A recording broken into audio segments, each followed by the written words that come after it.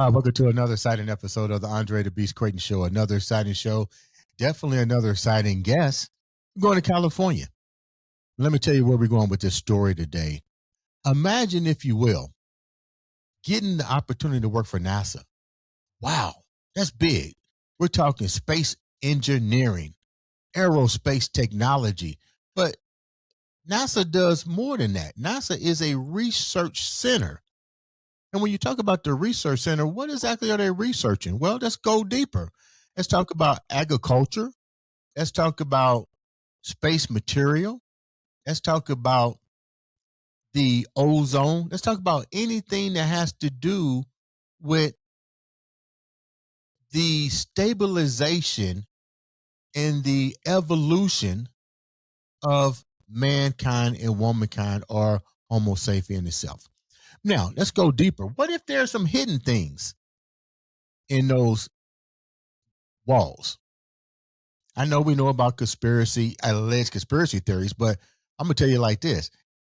Conspiracy theories usually have 99.9% truth behind it. It's just, are you willing to take that pill to go deep and not be visited by the men in black? Let's go deeper. This young lady that's coming on the show has had her chance to be in that environment, but at the same time, witness and saw things that basically she was willing to come out, talk about, was released, and now she wants to do all kind of things for this beautiful world based on her knowledge, based on her um, concern for humanity. Let's welcome to the show Miss Lauren Faye Tenenbaum. What's up, baby girl? Hi. I'm so glad to be here and meet you and meet your audience. So just that introduction, we could go on for a month about all the different topics that you covered. So I'll just let you drive and I'll do my best to answer, we can have a good discussion. Okay, well, I'm going to give you a couple questions that I wrote out. But before we do that, Lauren, tell the viewers a little bit about who you are. We know you're in California, but tell me a little bit about your story. Who are you? Sure.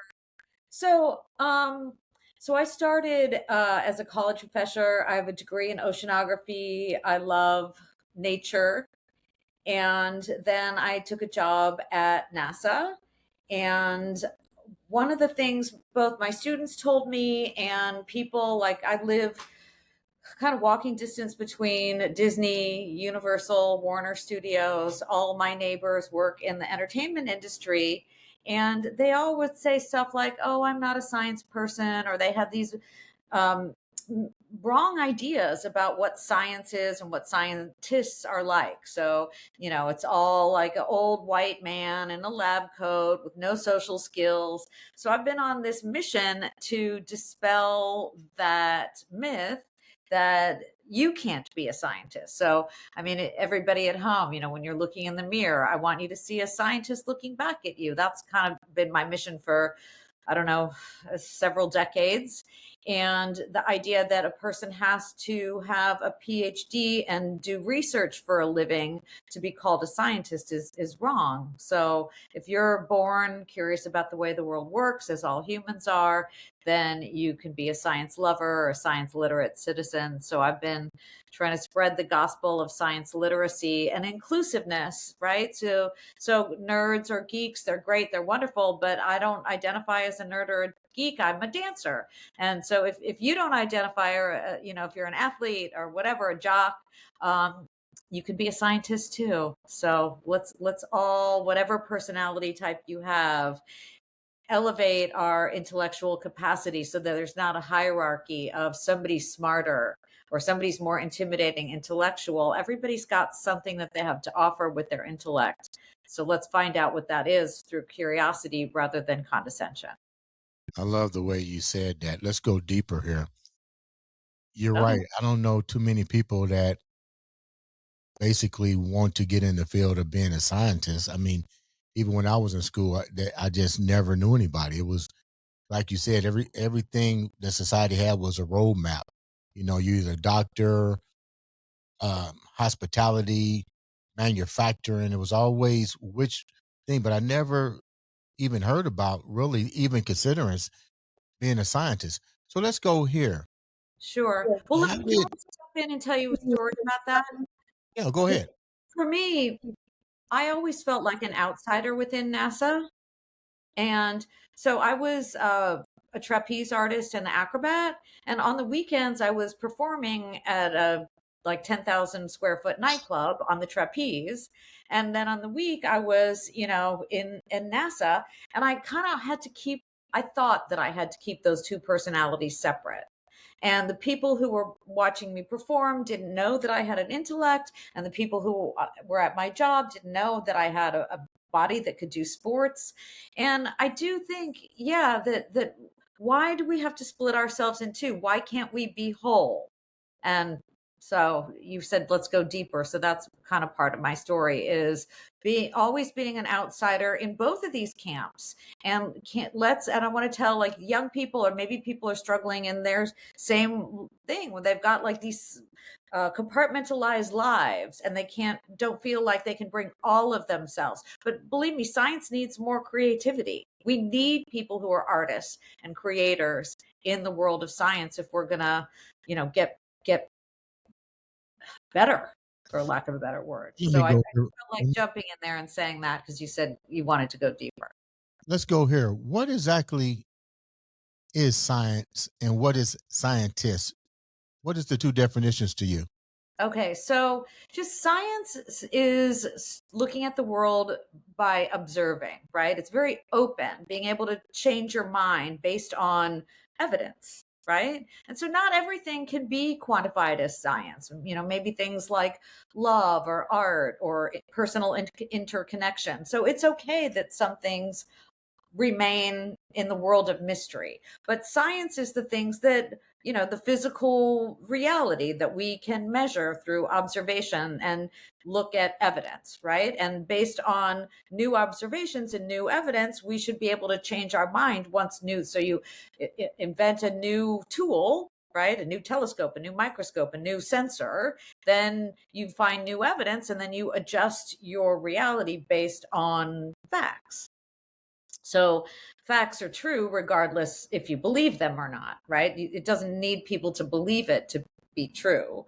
So I would call a science, there's various levels of scientists or various types of scientists. There's people who have a PhD in a specific field and do research. So they spend their career, right? So you're a podcaster for a career. I'm now a writer and a content creator for my career, a science writer.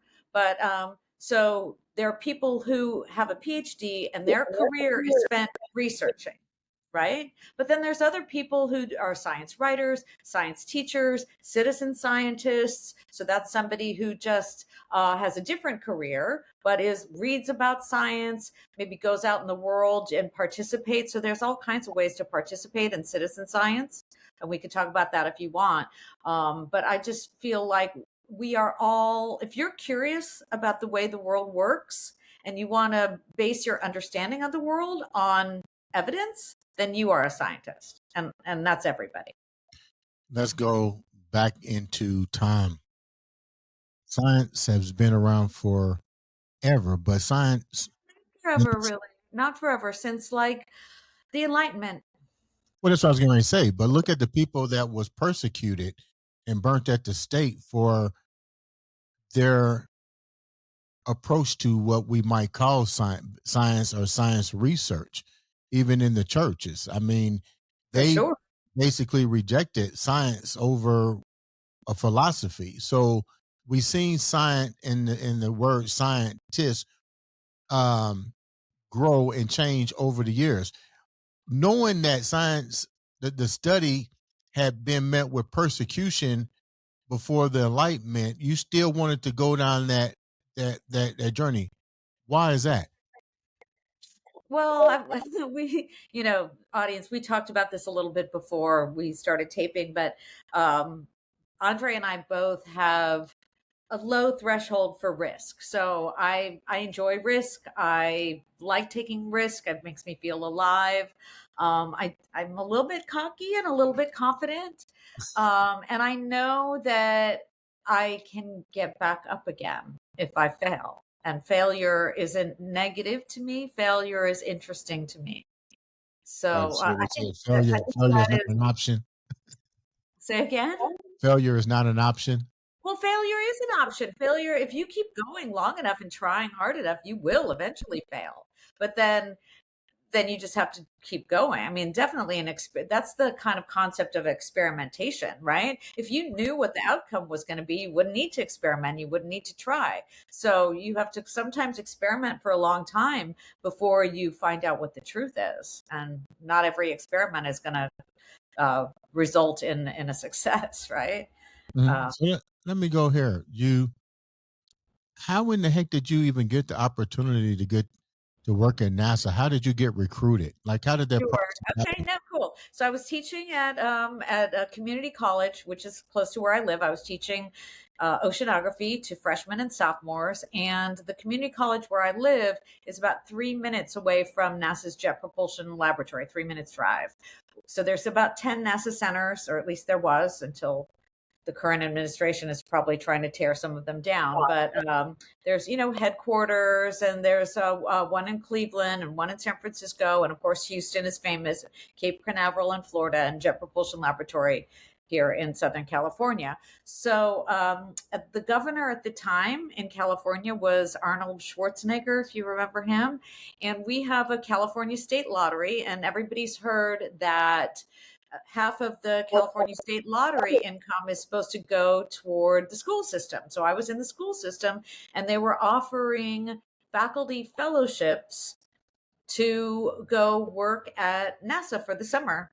And so I applied. The money came from California state lottery funds, and I applied, and I was the top choice. So I always tell people that I won the lot. I've never gambled in my life. I've never put as much as a nickel in a slot machine. I've never bought a lottery ticket, but I did win the lottery, and it did at the beginning. For the first kind of 6 months, it felt like winning the lottery. I was a kid in the candy store in this amazing laboratory that just everything. We can talk about what was there if you want How to. did you get picked?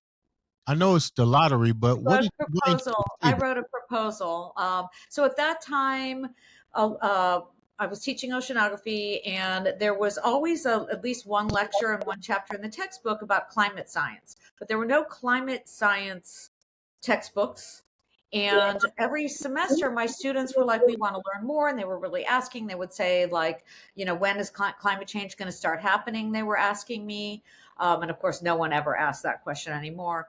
But so my proposal was to write a college curriculum based on NASA data and resources, which I did. So it was in demand. So the university system and the undergraduate system was demanding by student interest more climate. And then of course NASA, really one of their mandates is to disseminate the data as far and wide as they can. So What I was was. the outcome with the climate? Your research, having the data from NASA. How did any change come out of that? Sure, sure. So I wrote a course, and then I ended up, after my first fellowship was over, I sold the course to the community college system, and pushed that through. So that course exists. And then I ended up getting a freelance gig with a textbook company and getting more climate science into the textbooks. I worked on two different textbooks, one an oceanography textbook. Science textbooks are updated every about 3 years because there's new stuff. And then I just worked on an earth science textbook. I did 4 chapters, all women. So before this, only the authors had been men, and this new edition, 4 women contributed. So I had 4 chapters on the update.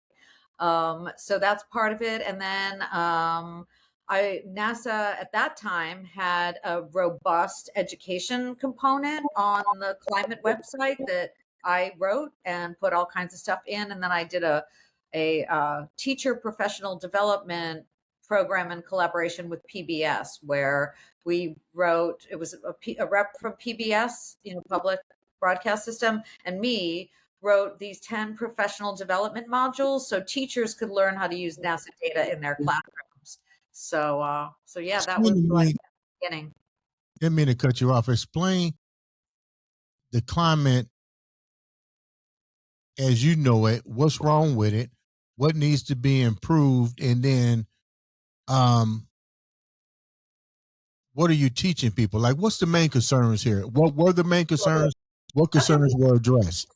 So what people are doing is we burn what's called fossil fuels. So that's coal, oil, and gas.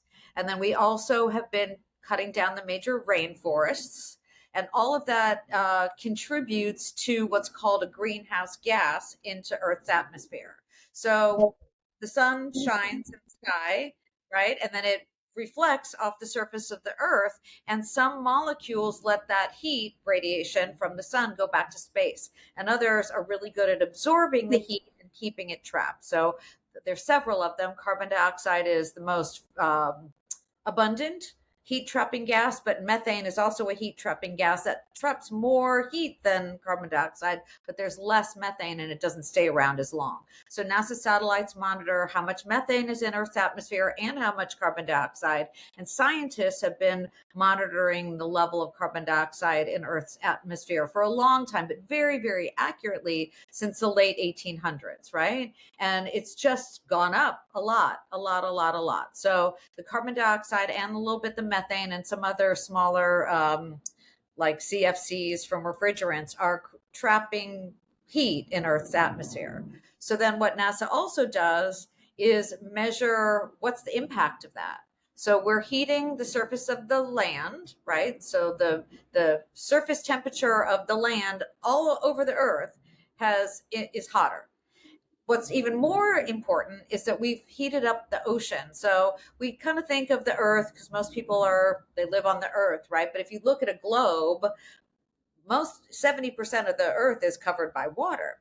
And water, think about like you're boiling spaghetti. It takes a really long time for the pot of water to heat up before you can put the spaghetti in, compared to like heating up, let's say, a piece of toast or something, which takes very quickly, very dry, for example. So it takes a lot of energy to heat up the ocean, and then it stays warm for a really long time. So we've done that. In fact, about 80 to 90% of the heat from global warming is stored in Earth's ocean. So that causes a couple of problems. It causes sea level rise. And I think it's like 30% of the human population lives within, less than 100 miles from the coast. So when you cause sea level rise, and of course, a lot of real estate that is very expensive is coastal. So you've got sea level rise and all the problems with that. And then you've got the warmer ocean water melting the ice around Greenland and the ice around Antarctica. So that's what I did. I flew on 2 suborbital missions with NASA up to Greenland to measure how fast is the ice melting. So we know that the ice is melting from above, but the warmer ocean water around the coastline of Greenland is also melting the ice from the sea, and that's causing increased temperatures as well as sea level rise. And then, of course, you get stuff like this giant El Nino that's happening now, and the intensity of the tropical storms are increasing because of the increased ocean waters. And then you've got all kinds of weird things like mosquitoes and ticks and weird bugs love this warmer, moister environment. So they are all vectors for human diseases, and also animal, like deer and other animals aren't big fans of ticks. Like yesterday, it was a heat wave where I live. There's peregrine falcons in my neighborhood. I actually saw a peregrine falcon sitting in a puddle trying to cool off. I took a photo of it. So it's not just humans who are suffering through what we've done to the environment. That peregrine falcon does not drive a fancy car or turn on the AC or burn fossil fuels. It eats its meat raw. So we're the ones who are causing this damage to the environment, but many species are suffering, except the ticks and the fleas and the mosquitoes and the cockroaches are having a fantastic time. So if you're a mosquito, you love climate change. So when you're dealing with climate change, you're also dealing with an enormous amount of salt being dumped into the ocean, which also affects a lot of things too. Like you said, the tsunamis and so forth, with improper balance of warm water, salt, and cold water coming from different regions. So let's go here. Are we more likely to see a catastrophic event happen in this lifetime in the next 30 to 40 years due to um, global climate change? And if so, which areas will be mostly affected the hardest? Will it be like Florida, New York? Because So wild to kind of ask to predict which. I mean, definitely coastal areas, we're already seeing it. So we would say, are we going to be most likely? We've seen superstorms that, haven't in human history. We haven't seen some of these colossal storms. It started with Hurricane Katrina and then Superstorm Sandy. So you've got all up and down the eastern seaboard. You've got all along the Gulf Coast. That where the water, so we've got in the Atlantic side of North America, you've got the Gulf Stream, which takes warmer tropical waters and moves them north. So there's warmer water there anyway, but on the Pacific, you've got cooler, because of the way the currents go, we've got cooler waters coming from the north down, but we are also getting hurricanes now coming from the south. So yeah, I would say, I mean, it just depends. Like Venice is sinking. I mean, so Tuvalu, an island out in the Pacific, you can't even live there anymore. You've got the Maldives, which is a problem, and Bangladesh. So any low-lying region is susceptible to sea level rise.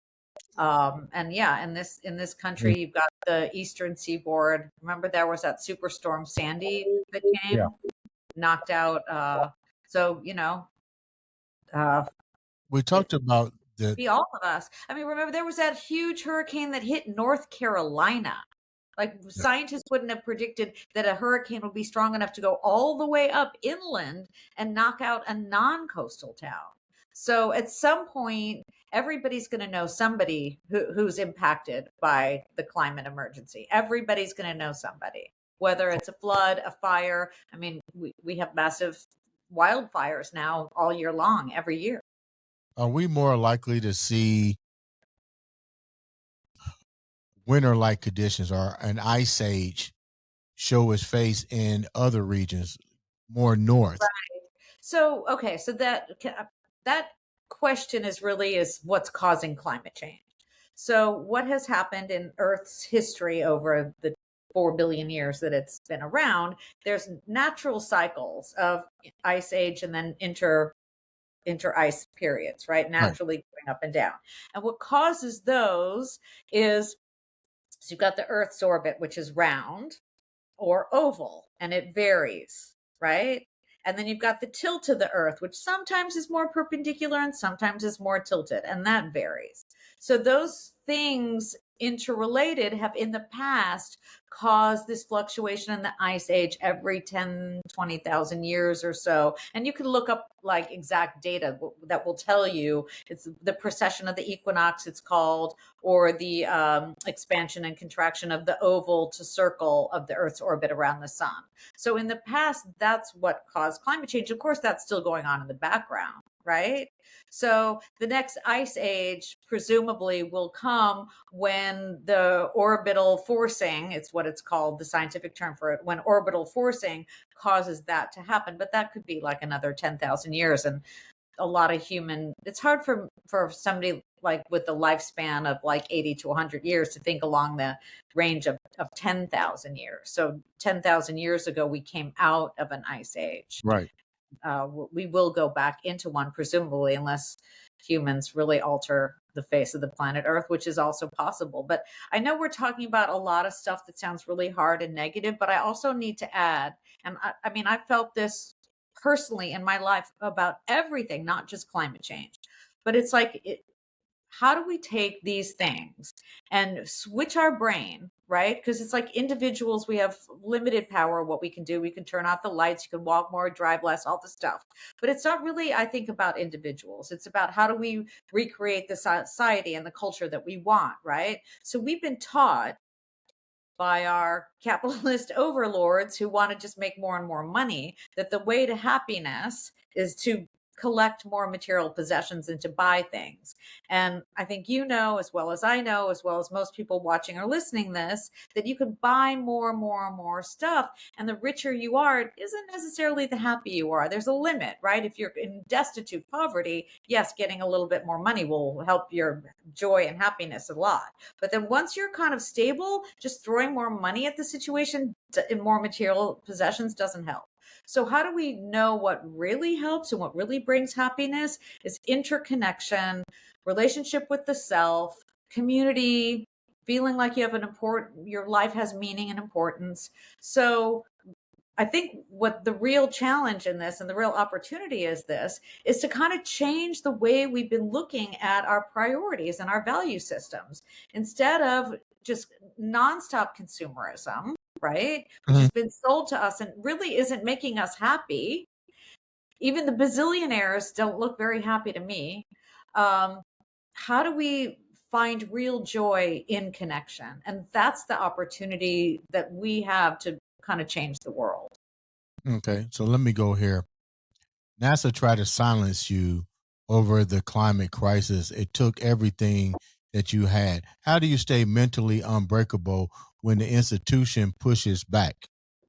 Sure. Well, I wouldn't say I am mentally unbreakable. So I told you that I got certified NASA crew and embedded in a suborbital mission to Greenland twice.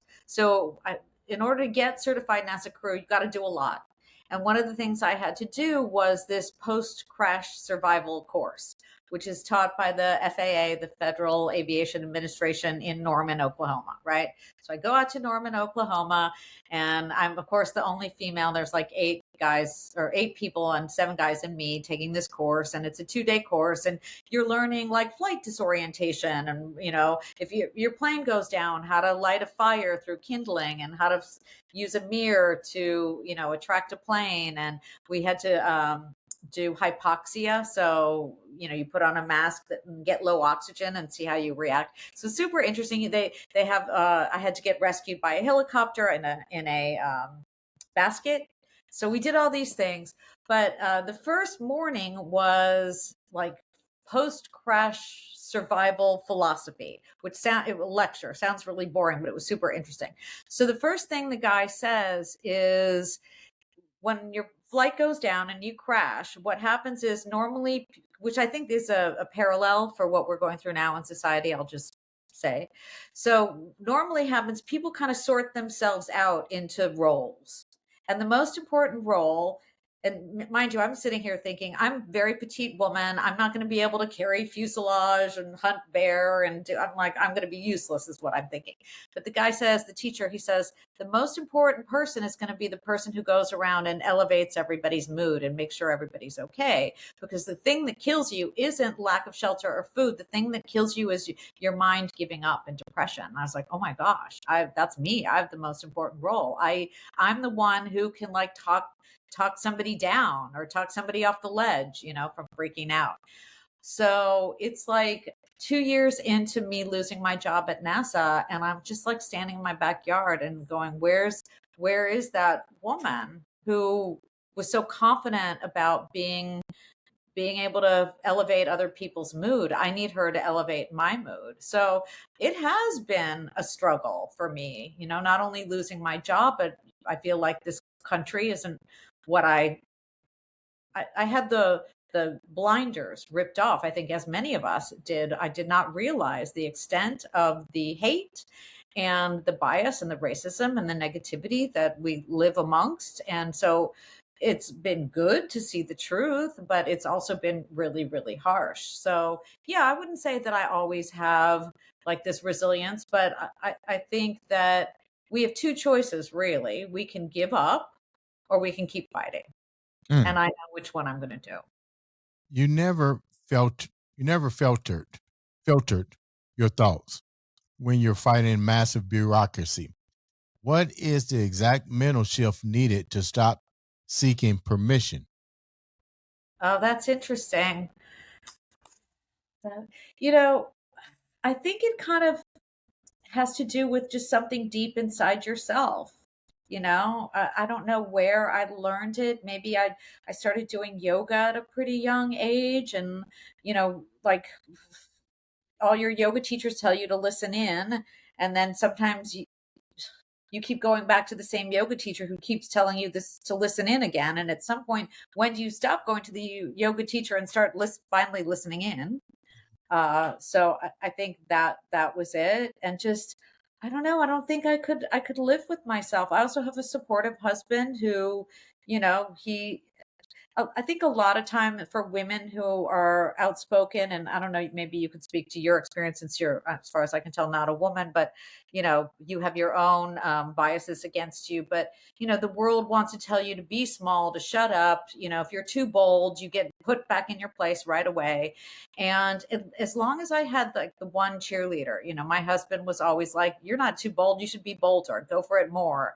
And that was good to hear. So. Now, does Probably your husband work for NASA as well?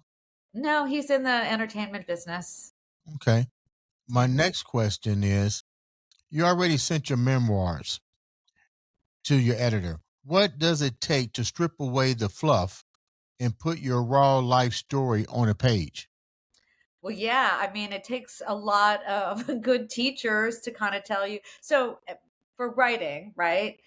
Everybody has strengths and weaknesses who wants to, and it's probably true for artists too, right? So you have to figure out, what are your strengths, what are your weaknesses, right? Some people don't give enough detail. Some people don't have a strong enough story to begin with, and they just need to go live a more interesting life, right? Some people don't know how to write in scene. So for me, my biggest challenge was putting emotionality into it, just because for so many years, like my family of origin and science and even yoga is repressive emotionally, right? You're always supposed to feel serene.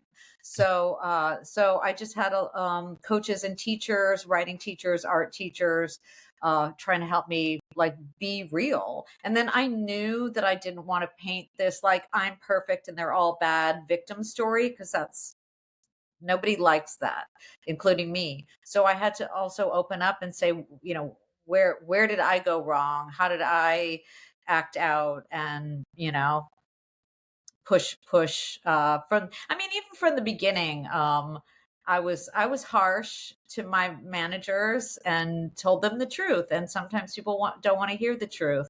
And I think I've learned since then that if you've got some feedback for people, even if you're correct, maybe you have to kind of compliment them first or say what's Yeah. working first before you just give the harsh feedback, rather than telling them their content sucks, even if it sucks.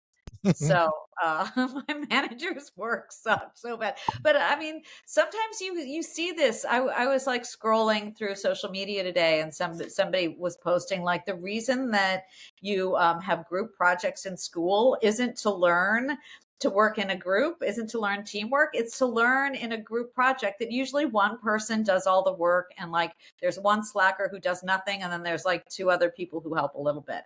And Yeah. that's exactly what I found in the work environment, especially it's a government job, right? So you got people who, it's really hard to fire somebody in a government job. So there were people who'd like play solitaire and Angry Birds at their desk. And just kind of, my boss had a very clean desk, a clean desk of somebody who did no work.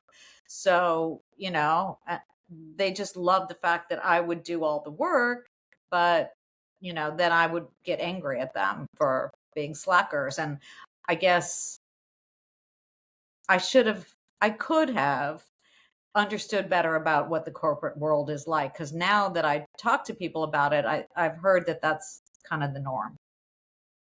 Let me go here. That's where that physical strength mirrors mental grit. How do you stay fit, anchored with your life, disruptions in your career? How do you, knowing what you just went through, what I'm saying, what you just went through, and you witness that everybody in that field ain't so much a team player. They rely on other people to do Sure. this. How do you keep all that? Well, yes, of course. So let me just reiterate that there was, okay, there, I think Doge fired like half of NASA, but there used to be 20,000 NASA employees and about 5,000 at Jet Propulsion Laboratory. I don't know the exact numbers right now, but many, many people have been laid off. But people would come to me and they'd think like all of everybody who works at NASA is like space geniuses and Apollo engineers who had courage, and like the women of hidden figures, and there's paper pushing morons everywhere. And that's just, so I'm sorry to burst your bubble, but it's true. So please do not put these people on a pedestal. You right here, or you listening at home, you also have super skills and talent, and it's never a good idea to overly look up at other people. So that is a fact. And then you were asking me how I deal with it. I have to do physical exercise. I process my emotions through sports. I need to have my endorphins kick off pretty regularly. So that could be gym stuff. It could be exercise, like, running, swimming, working out on the trapeze, lifting weights, dancing. I have a ton of sports that I'm really into. So I remember I was intimidated by at the ethics office, brought me in to intimidate me and to try to shut me down. And I was so freaked out. Like on the car, I just, dialed my trainer and I was like, I need an emergency session. And, I can't remember, he turned on some really intense music, and I just roundhouse kick after roundhouse kick until I was exhausted. And then I went into child pose and just cried while he patted my back. So, I process my emotions through my body. But emotions are physical, right? It's endocrines, it's Yeah. something going through your system. So I just had to express sadness, anger, frustration, the feeling of powerlessness. Let me go here with this question. You went from government scientist to building your own media platform. What advice do you have for carving out a path completely from scratch? Well, yeah, I've done it a couple of different times. I think especially, I don't know, the most important thing that's ever worked for me is to connect, right? So whether when I first started making TikToks, and I got a viral video within like 3 weeks of the beginning, but it was just like really looking into the camera, really feeling the people behind the screen, really feeling it like remotely sensing who they were.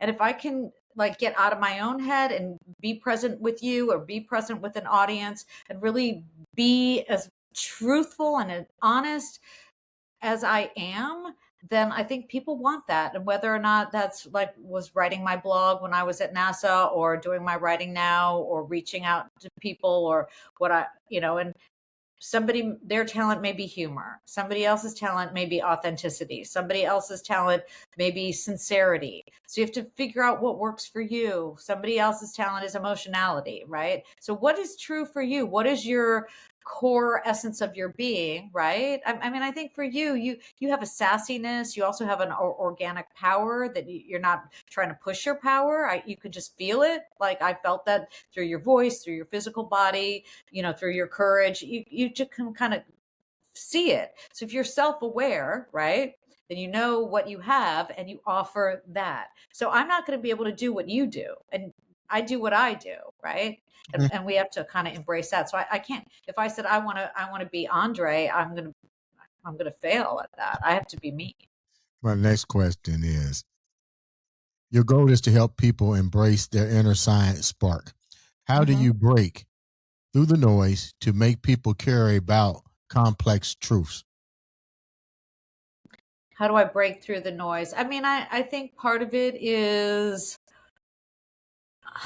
again, it goes back to authenticity. When I was at NASA, I would film people because I wasn't allowed to be on camera at NASA because I don't have a PhD. So they only wanted a PhD on camera. And they'd be talking like you and I are talking. And as soon as the camera went on, they'd like scrunch down and do like a fake performance. I don't know if you've ever seen that. People just, they think they have this idea in their head about what they're supposed to be, and it stiffens them up, right?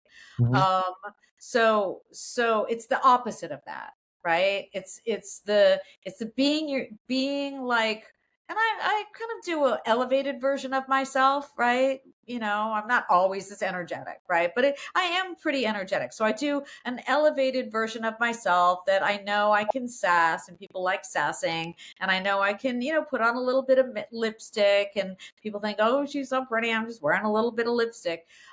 So yeah, it's kind of a performance of an elevated version of myself to break through. Sometimes Let I'll me say go. something. You say something, you want to always figure out, how do you start? Yeah. What's the because you need to catch right now, especially with, the world as it is, you need to catch people's attention quickly. Yeah. So you don't want to ramble on, well, I was born in a thin, you get to the point right away, give the goods right away and get people interested, and then you can give the details. So you want to hook, you got to have a hook. Let me go here. NASA wanted compliance, but you choose consistency. When did you realize that losing a secure position was actually your greatest catalyst? When did I realize that? It didn't happen like overnight. It took a couple of months to happen. But NASA was wanted me to lie to the American public about the climate emergency, and so I ended up lying to my bosses instead. So I would just tell them, "Oh, my dad's sick. I'm going to go visit my dad," but instead I'd go give a speech somewhere, or I filmed a documentary with a German production company in Iceland, and I gave a speech at a museum in Barcelona and I was a judge on the climate jury. They were giving out a prize. So yeah, and for a while I was just kind of having fun lying and cheating, because it's like the truth wasn't an option, right? So I think when you strip things away from somebody who's as I didn't realize how powerful I was until people started coming for me. And I do feel like that about climate scientists tend to get a lot of trolls on the internet. And if a female climate scientist kind of gets the most trolls. So, at first you're like, oh my gosh, they're so mean. And then you realize, wait a second, I'm the one with all the power here. If my words weren't important, I wouldn't be triggering these people. So I think it was in the midst of that. And then I came back from that speech in Barcelona, and I always watch my speeches afterwards to kind of, how can I improve, what worked, where's my growth edge. And I realized I wanted more power in my voice. And I've told you this, you like when I first heard you speak, you have a powerful commanding voice, and I wanted that skill more. So I hired a singing coach, and I also wanted joy, because singing is like joyful. And I was like, it was really hard. I was getting pressured. I was getting intimidated at work. People were telling me to shut up, and people were drinking. Everybody was miserable, not just me. So I hired this singing coach, and it's our first day, and we're in this like fancy studio, and we're doing scales. And I'm like, "Ah." And she turns around and she's like, sing louder. Yeah. And I was, because everybody had been telling me to be quiet for months. And I don't know if you've ever had this happen. I rescued a cat a long time ago, and it was hiding under the bed. And so putting out different food, and the cat would like peek its head, and you could tell the cat wanted to come out, but was terrified and go back in, wanted to come out and go back in. It took a while. And I just remember when she turned around and told me I can sing louder, I just felt like this terrified cat, like right in the center of my solar plexus, like really wanting to come out. And then after a few weeks of singing, she's like, I think you're a belter. I'm like, what's a belter? And she's like, somebody with a very loud, powerful voice. So we motherfucking belted one side up and the other side down. I just started thinking, gosh, what if nobody told me to be quiet? Yeah. How loud would I be? What would I say? So I think that was like a real big turning point, realizing that I had the scared kitten inside my solar plexus, and having permission to let her out. Let me go here with this question for you. We almost done. So my next question is based on what you just said. How do you take high stake, heavy realities onto a stage and make an audience feel what you're talking about in their bones rather than just listening? Mm, yeah.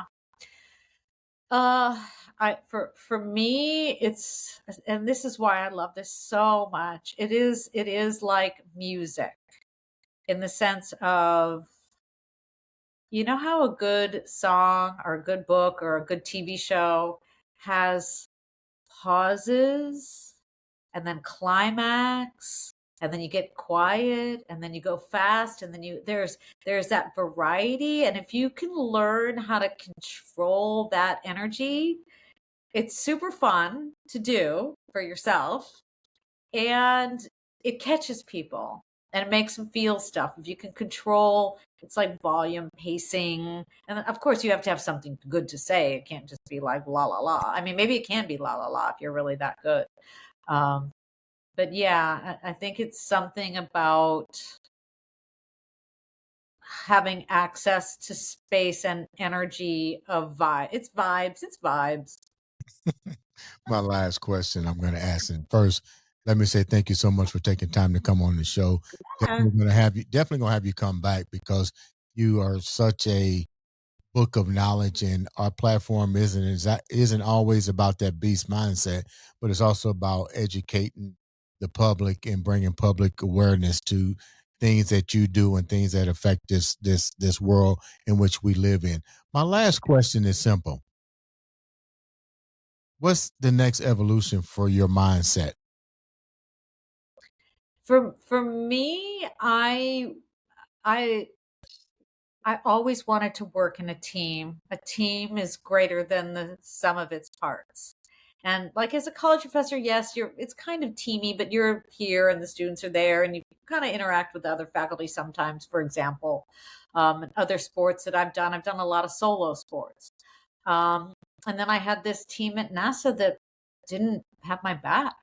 So my dream has been to, create like a science show, maybe a YouTube channel or a streaming service that it has like a team where all are functioning and supportive and uplifting to just feel what that feels like in this lifetime. I think that's something that I would regret not having had the experience of a really high functioning team. And Well, I can I just add one thing? If you have me do it. back, you didn't ask me about the extraterrestrials at NASA, the real secrets. That's going to be part two. Look, Kind of you juicy giving stuff. out the Give me the bloopers. Hey, give that's me part the two. juicy stuff. Yeah. Yeah, that's going to be part two. How can the viewers reach out to you and know more about your journey and more about everything that you went through in NASA and the whole 9 yards? How can they reach out? Sure. So all my website, my TikTok, and my Instagram are all the same. It's Laura Faye 10, just the TEN, the first part of my last name. So LauraFayeTen. So that's at on TikTok, and then laurafay10.com is my website. So people can find me. You guys, thank you so much, Laura, for coming on the show. Make sure you guys subscribe, share, click that button. All it takes is one click to make a difference in your life or change somebody else's life. This has been another, and I do mean another, exciting episode of the Andre the Beast Creighton Show.